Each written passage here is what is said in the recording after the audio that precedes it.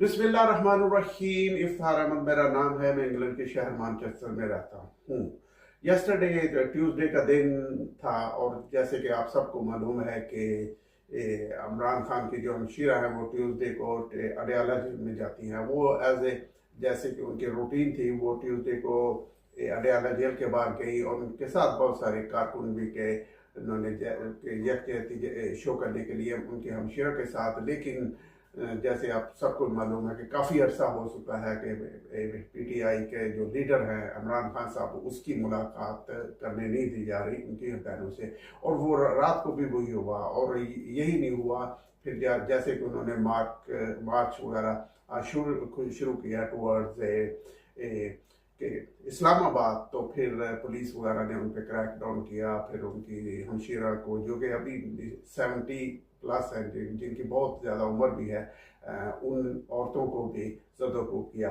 तो इन सूरत हाल में जो अभी बहुत ही अफसोसनाक सूरत हाल 2-2.5 साल से हमारे मुल्क में बनी हुई है, जिससे की वजह से हमारे मुल्क के जो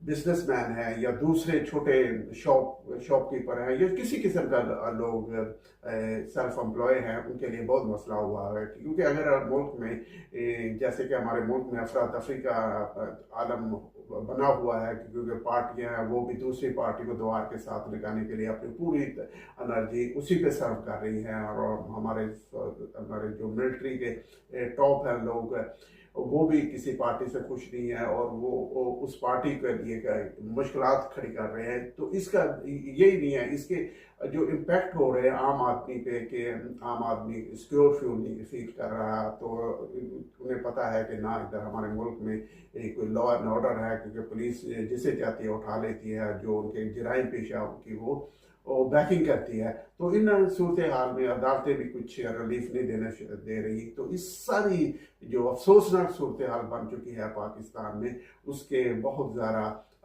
जो नेगेटिव इम्पैक्ट है वो आम लोगों की ज़िंदगी पे भी पड़ रहे हैं, उनके बिजनेस पे भी पड़ रहे हैं और हर किस्म के मसाइल वगैरह खड़े होते जा रहे हैं। तो इस सूरत हाल में हमारे जो जनरल हजरात हैं, जो इस वक्त पावर में हैं या जिनके पास पावर है, उन्हें चाहिए कि वो अभी कोई स्टेप बैक ले, ताकि हमारे मुल्क में जो कि क्लास की तरफ जा रहा है उसमें वो दोबारा रिपेयर होना शुरू हो जाए और जिसकी वजह से हमारे मुल्क की मीशत समझना शुरू हो जाए और हमारे मुल्क में एक जो अफरा तफरी का आलम बना हुआ है वो भी ख़त्म होना शुरू हो जाए।